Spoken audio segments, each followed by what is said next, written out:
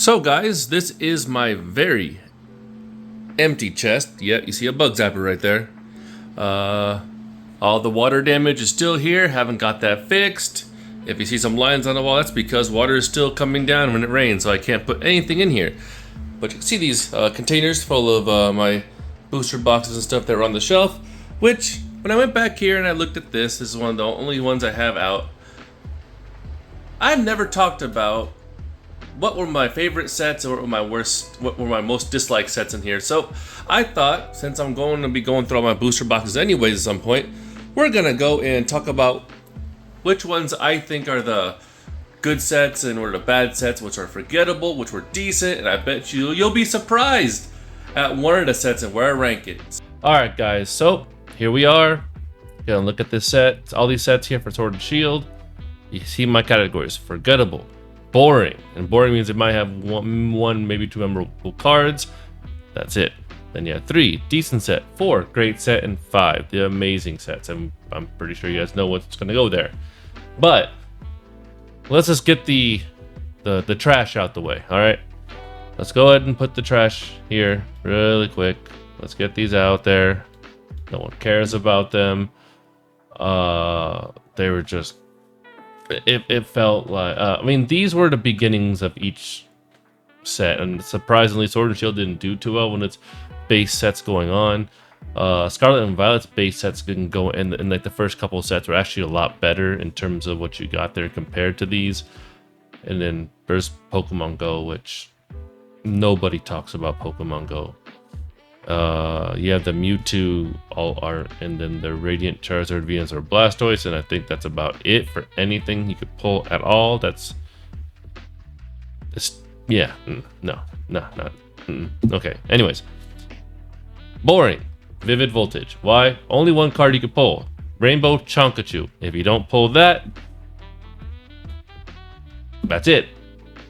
That's all there is to that set, is the Rainbow Chonkachu, and it's a very nice card. Very pricey card, I believe, still, maybe. But other than that, no. I guess I could put both of these two at the same time. And I'll put these right here. Why? Both of these sets have something in common. The only thing worth pulling is a Charizard in either of these sets.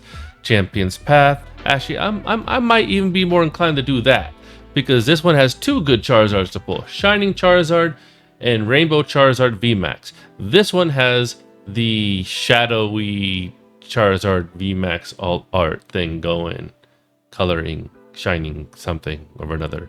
But that's it. There were, I feel like Shining Fates got printed into oblivion, and it just feels like they tried so hard to really make Shining Fates Hidden Fates, and it didn't work too well. Hidden Fates hit off great. Shining Fates was like, in comparison. So I mean, that's how I feel about it. Next one, Celebrations. Pretty cool set. All right, it gives people a chance to jump into the past and really look at the cards they missed out on. I think there was the Umbreon V-Star, Magikarp, the Shiny Magikarp. There's the base sets of Charizard, Venusaur, and Blastoise. Those versions. They have some EX cards. You have the Surfing and the Flying Pikachu cards. You know, I think the Flying and the Surfing Pikachu cards might have been new, the VMAX ones, because they didn't have VMAX back then. And a lot of those, I think maybe it was. I'm not sure if it was the. Was it the Flying or was it the Surfing that seen competitive play for a bit? But those are the only 2, like, you know, more newer, unique cards. Everything else was just kind of like past cards, you know. So it was cool, and you got to see some of the cards that people were chasing from a while back. And that's about it, really. All right, now the next set that I'm gonna put here in a decent set is Astral Radiance. All right, Astral Radiance doesn't have that much going for it in terms of alt arts. Machamp is an okay card. It has a unique art to it. And then you have Palkia, Dialga, and, you know, I like the Beedrill card, but it's just you have a decent alt art and then a bunch of okay alt arts. And then the only thing that helped the set was the fact that it had a Starmie. It had the Starmie Trainer Gallery alt art, and it had a Misty on it. And anything with a Misty, people are just going to go after and people are going to chase. So that saved, I think the combination of the Machop being a decent alt art and then there being a Starmie Misty card in the trainer gallery really saved this set. All right, let's be real. That's just how it is. Now we're going to go to the great sets, okay? We'll start off with the set that borderlined amazing set, great set, Chilling Reign. What can I say? All right. It has a bunch of alt art. I think it has the most alt arts in a set out of any of the Sword and Shield sets. Maybe, I don't know the exact number of Evolving Skies, but I think Evolving Skies and Chilling Reign had the most. I'm not sure which one had more. But Chilling Reign had Blaziken VMAX alt art, which is a unique alt art style. It was a beautiful card. Then you had Moltres, Zapdos, Articuno. All three of them are unique, looked really cool for the alt arts. And he just had a bunch of other alt arts in the set. I mean, the set was just so many alt arts. The bad thing was it was so hard to pull any of the alt arts in that set. That set was just horrible with the pull rates. Went through 3 boxes, didn't get a single alt art. I just bought all the alt arts after that. I was like, if I want to go through 3 boxes and I'm not going to get an alt art, I might as well just buy all of them. And then I think I ended up pulling a Galarian Slow King alt art. Yeah, that was fun. One of my favorite sets we're going to talk about next is Crown Zenith. Crown Zenith was, I believe, one of the most underrated sets in Sword and Shield for the what you can pull, what you can get out of it, and then how overlooked it was for quite a long time. I put a video a long time ago that said people should be jumping on this while it's still cheap price, while it was still low price for the singles. Okay, everything's starting to slowly climb little by little on this set now, and eventually it's going to get to that point where it's just not going to be as easily attainable. Okay, you had 4 gold cards. Okay, you had I think it was Giratina, Arceus, Palkia, and Dialga.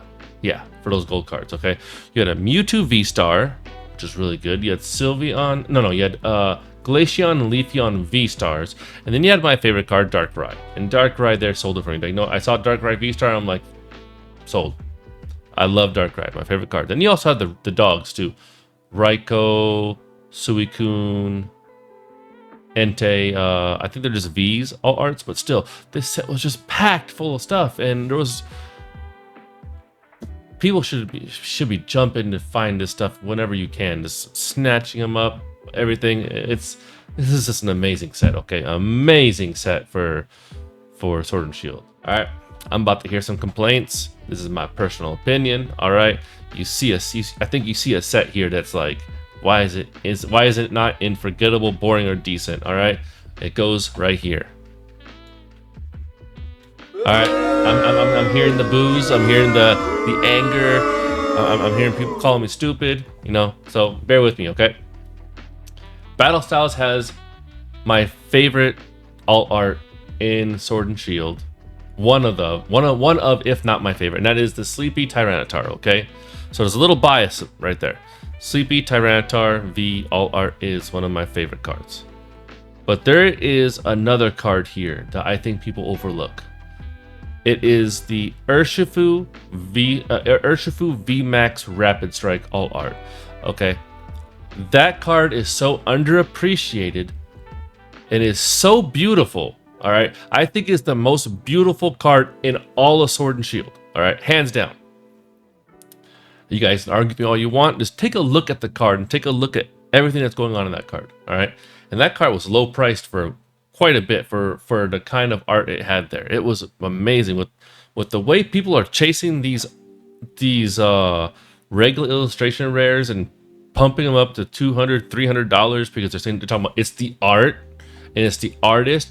Look at that card and tell me that is not a beautiful piece of work, and tell me that does not deserve that kind of attention as well. But that's just me.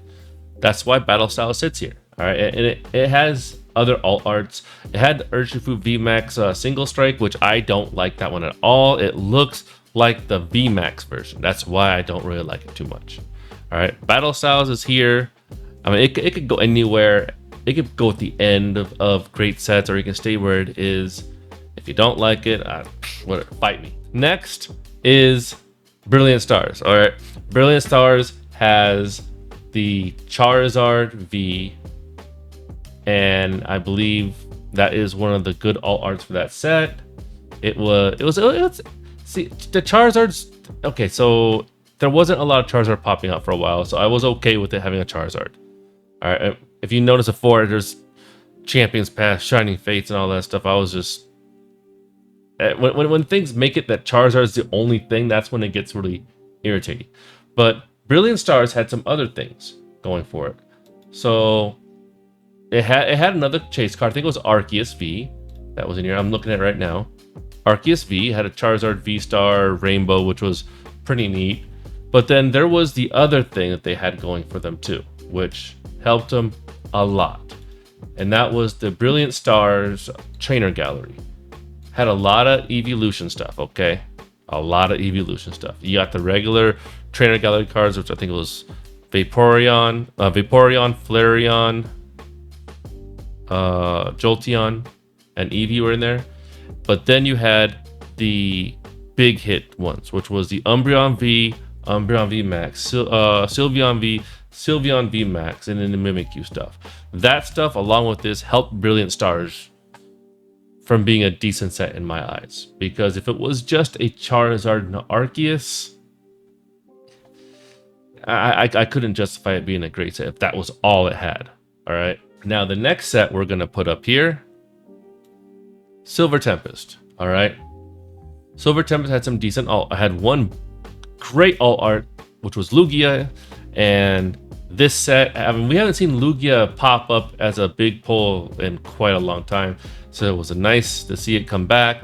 And the art on it was beautiful. Then you had other cards in there, like I think it was Unknown and also Regidrago, which I like Regidrago, so it's another kind of little bias thing going there. Then you go to your trainer gallery, and what do you see? Rayquaza VMAX, which is one of the big trainer gallery pulls out of all the trainer gallery sets. I think maybe it's a toss up between Rayquaza VMAX, Umbreon VMAX, and Pikachu VMAX is the top three for the trainer gallery.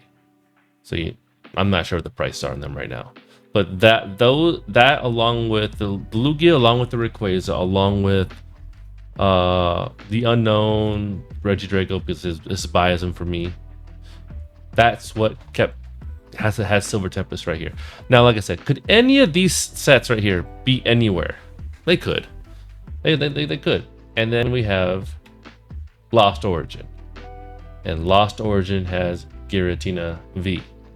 And the art there is another beautiful art. It's another one of the top arts of all Sword and Shield.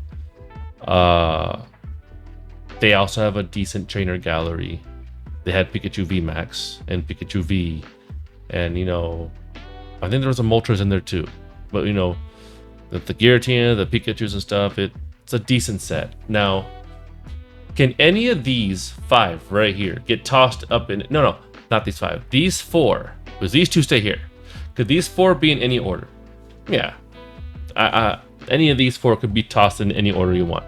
These 2 stay over here, okay? Chilling Reigns is borderline amazing set. Crown Zenith, yeah, it belongs there. And then the last 2 sets. I mean, obviously, Evolving Skies and Fusion Strike go here. All right. Evolving Skies has has the biggest hit in all of Sword and Shield, which is Umbreon VMAX. It has a lot of other beautiful evolutions. It has Leafeon VMAX, Glaceon VMAX, Leafeon, Glaceon, and Sylveon VMAX, which my wife pulled in the video. All 4 of them, great big pulls. And it also has the V versions of all of them. Great pulls. Then you have Rayquaza V, Rayquaza VMAX, great pulls. Dragonite V, great pull. I mean, there is so many pulls in this set. It's why it is the king for all of Sword and Shield era. The value is there, but even though this isn't about this video isn't much about where the value is. You can't say. You look at Evolving, you know the value is there, but there's so many big hits, so many beautiful big hits. It doesn't even need a trainer gallery for it to be in its position. It just has so many beautiful pulls. And then Fusion Strike. I mean, it has Gengar VMAX, Mew VMAX, Mew. It has Sylveon VMAX. It's a great set. I still need one more Gengar. But other than that, I mean, yeah, okay. So Fusion Strike has one issue for me, okay, which is why you know it's over here. You know, it could go right here, just like this can go over here. The Mew VMAX, okay, the Mew VMAX for Fusion Strike is just okay. I'm not saying it's a bad art, okay. The Mew V and the VMAX and the VMAX all are decent arts. It's just they look too damn similar. And you're running the same problem with Urshifu VMAX Single Strike. The VMAX and the alt art, they look almost the same. Mew VMAX and Mew VMAX alt art look almost the same. I pulled the Mew VMAX alt art and I didn't even realize I pulled it because it looked like the regular VMAX. So yeah. Anyways, this is my list. Let me know what you think. Flame me in the comments below because you see battle styles up here because most people have battle styles down here. But this is my list. Let me know what you guys think. This is JustByrdnest. I'm out. You guys take care. And hopefully I can get my cards back up in here soon because that's a lot of water damage all over here. I don't even want to show you my ceiling. It's bad.